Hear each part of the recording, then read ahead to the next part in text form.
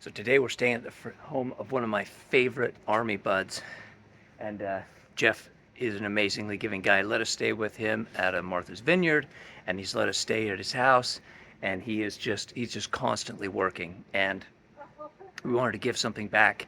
So we're gonna do a little work on his yard today, try and get some of these hydrangeas, and there's a really overgrown Confederate rose and a few other little plants around the yard. Try and get them all trimmed up, and so he's ready for fall. Let's get on it. So back at my friend Jeff's house, and trying to do a little tree trimming for him. He's got this beautiful Confederate rose bush, but it was completely over top of his hot tub cover, and so every time it dropped leaves, their petals is rotting out his cover. And I mean, this thing is probably 30 feet tall, so I've already hacked off, you know, quite a bit. You can see I got a huge pile down there. But I need to get it to where he can get his deck cover out.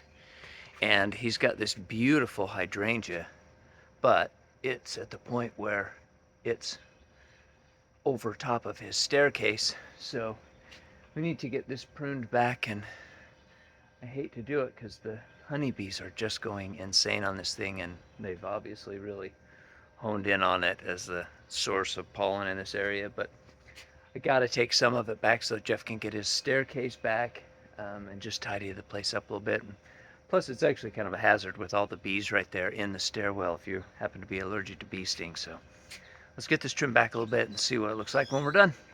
Carrie's really putting her back into getting everything cleaned up. I've been hacking at this thing for 10 minutes now. I eliminated a branch that came out directly that you'd have to step under, but you can see it's still a major intrusion here from the tree into the stairwell. We really just need to get this back. This is just, it's hell on all of the woodwork and everything else, so we still got some work to do. Got a little bird's nest here. I think they're long gone, but okay, we are working our way to a clear stairwell. So here, look at this branch. This whole thing is just way too low. It's practically down in the flower beds. Let's go ahead and dig it down here.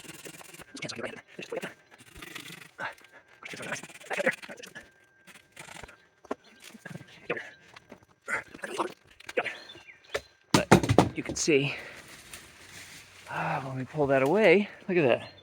There was a bench under there. And now that's all back. We still need to do a little more work there. We don't want these leaves to actually strip your paint off. So we need to get this far enough back that even by this fall it hasn't grown back to the point where it's stripping the paint off Jeff's house. Look at this hydrangea. Look at that now. We're off the wall. Got at least a foot of clear space all the way around there. And I think really it's starting to take a better shape. It's not looking quite so overgrown. Still need to bring some of this up a little bit. So I never had a brother. And by the time I left for the Army at 18, I just kind of assumed that chapter was closed. And I remember the day that I met Tim and Jeff, and Jeff especially because he was my roommate through combat medic school and then through nursing school. We spent about a year and some change together in a very tight space, and I really came to understand what the term brotherhood really means. And he's just an amazing guy, and it's been such a privilege to be able to reconnect with him and spend this time that otherwise just would have been lost, because I remember the first day I saw him, he was just bigger than life, and he just had this huge personality, and I was really pretty quiet guy, and a little bit hidden in myself, and I just thought, I just want to be him, I just want to be this guy. And he's just been a great friend and a fountain of wisdom throughout my life. And for somebody who's sort of always been looking for those male role models, he's been an amazing one. Great guy. Now, if you come to a house and the cord is cut, now it wasn't me, but should you splice the cord back together again using whatever parts you have in the van? The answer is absolutely not.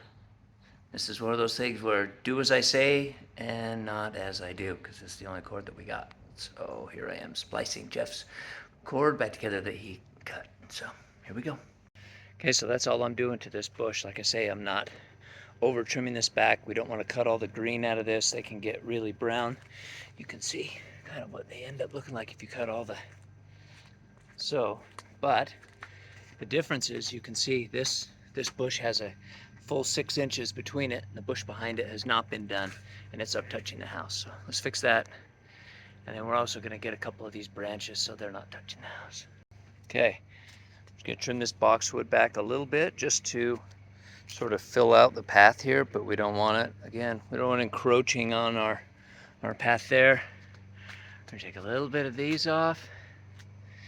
And, you know, so here in Jeff's pool filter, what's in here?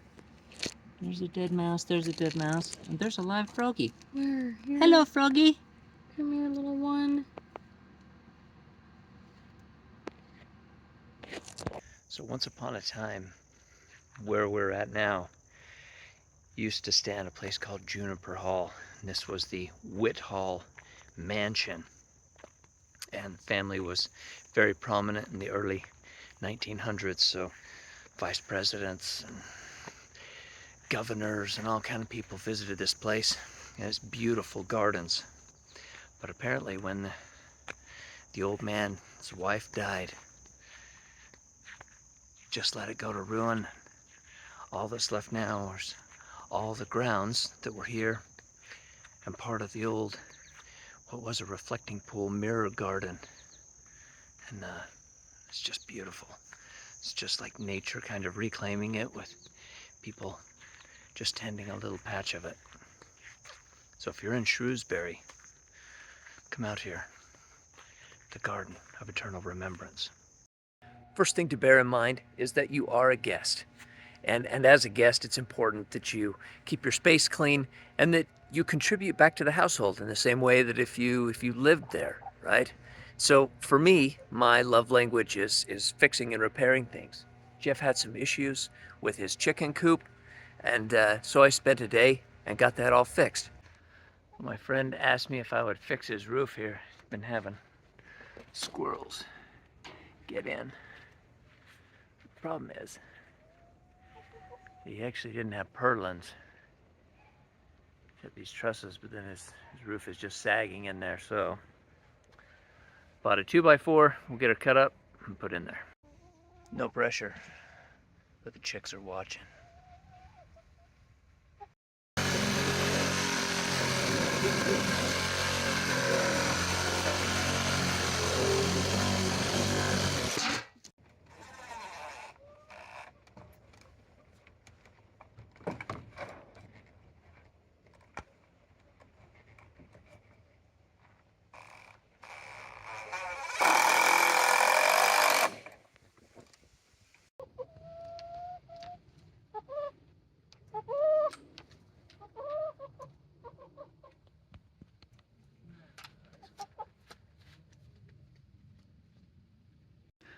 What if you're not particularly good at home maintenance? Well, that's okay.